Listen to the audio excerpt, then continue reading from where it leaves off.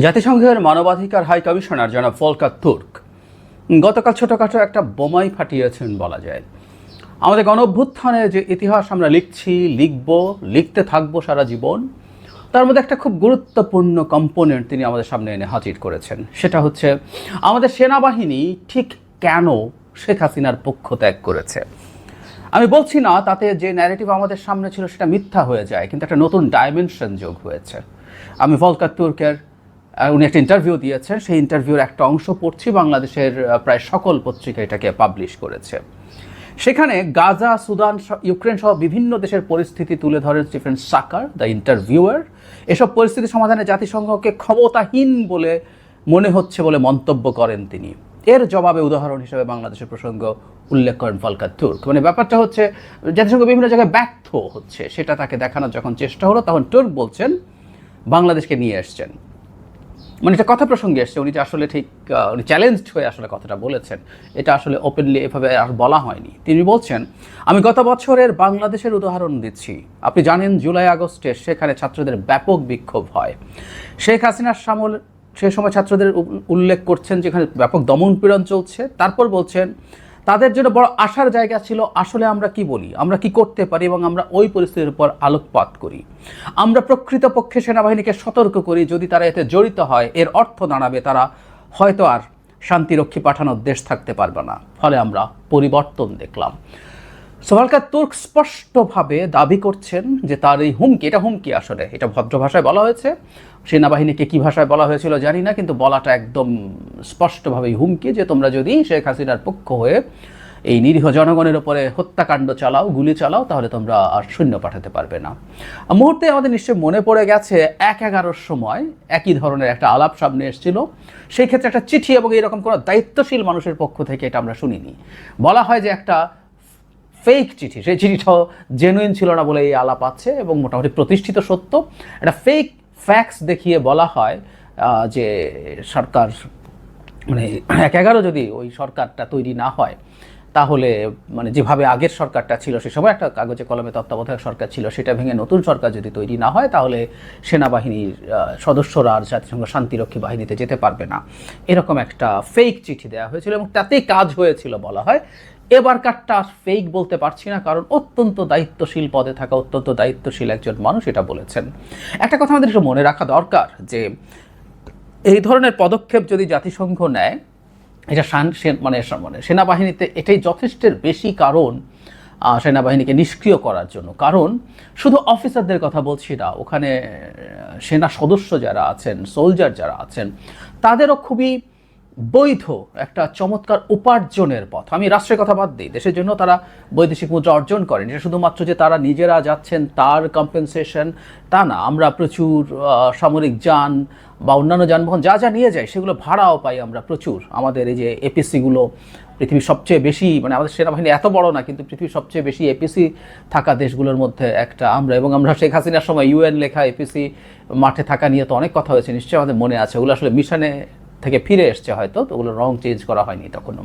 তো যাই হোক, যেটা বলছিলাম, আমরা সব কিছু দিয়ে রাষ্ট্র অনেক আর্ন করি, কিন্তু তার চেয়ে জরুরি কথা আসলে রাষ্ট্র যদি সরিয়েও রাখি, ব্যক্তিগতভাবে অফিসার্সরা, সৈন্যরা প্রত্যেকে খুবই সিগনিফিক্যান্ট অ্যামাউন্ট আর্ন করেন এই মিশনগুলো থেকে। এবং বাংলাদেশ যেহেতু লিডিং একটা দেশ এই ক্ষেত্রে, প্রচুর প্রচুর সৈন্য সদস্য উপার্জন করেন। সো সেটা বন্ধ হওয়া ইটসেলফ একজন মানে মেইন কমান্ডারের পক্ষে, সেনা প্রধানের পক্ষে ওই সিদ্ধান্ত মেনে নেওয়া আসলে তার পক্ষে আসলে সম্ভব না। এই সিদ্ধান্তের বাইরে যাওয়া, তার বাহিনী তার নিয়ন্ত্রণে থাকবে না।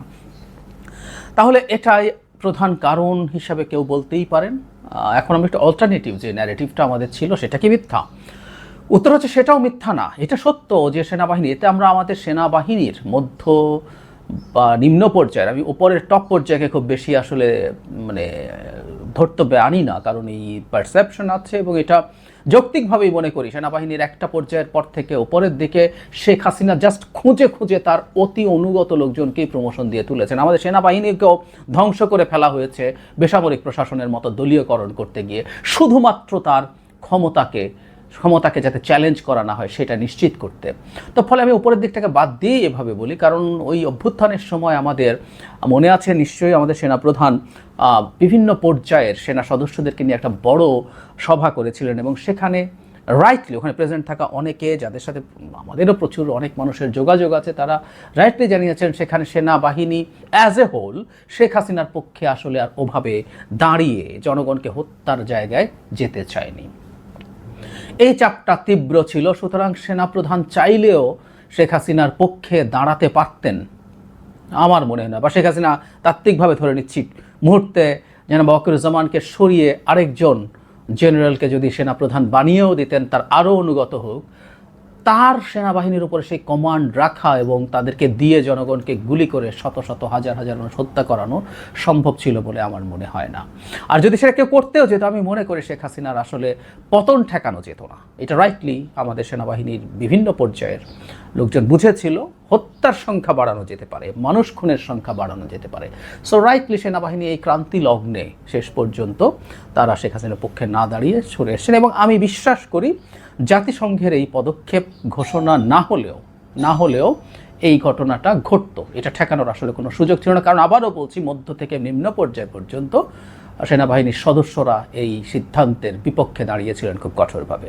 তবে একই সাথে এটা সত্য, জাতিসংঘের এই ধরনের হুমকি, এই ধরনের কড়া হুঁশিয়ারি অনেক দ্রুত কাজটা করেছে, অনেক সহজে কাজটা করেছে, এতে কোনো সন্দেহ নেই। কারণ জাতিসংঘ মানবাধিকার হাই কমিশনারের মতো মানুষ যখন এই হুমকি সেনাবাহিনীকে দেন, সেটাকে তারা কগনিজেন্সে নিতে বাধ্য হয়েছিল এবং সেটাও কাজ করেছে। এবং এটা একটা নতুন আলোচনা আমরা সামনে আস্তে আস্তে পাবো, সেটা হচ্ছে আমাদের এই মুভমেন্ট একেবারেই কোনো রকম কোনো বিদেশি সাহায্য ছাড়া হয়েছে কিনা, সেই আলাপটা নতুন করে আসবে। কারণ যত দিন যাচ্ছে আমরা দেখছি আমাদের মাঠের অভ্যুত্থানে যারা ছিলেন তাদের নিরাপত্তা সহ বিভিন্ন দায়িত্বে আন্তর্জাতিক সংস্থা বা আশ্রয় দেওয়ার ক্ষেত্রে দূতাবাস বা তাদের এক ধরনের ইনভলভমেন্টের কথা আস্তে আস্তে সামনে আসছে।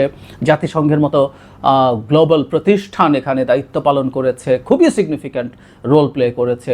এরকম হয়তো আরও কিছু আসবে, আরও কিছু যোগ হবে। এটা আমাদের সঠিক ইতিহাস লিখে রাখার জন্যই এটা কাজে লাগবে। কিন্তু এই মুভমেন্ট বিদেশিরা টাকা ঢেলে, বিদেশিরা টাকা দিয়ে একটা অভ্যুত্থান সংগঠিত করেছে বলে যে ন্যারেটিভ দীর্ঘদিন থেকে মূলত আওয়ামী লীগ তো করছে, তাদের কথা সরিয়ে রাখি, ভারতও দেওয়ার চেষ্টা করছে, এটা একেবারে ফালতু, একেবারেই ফালতু।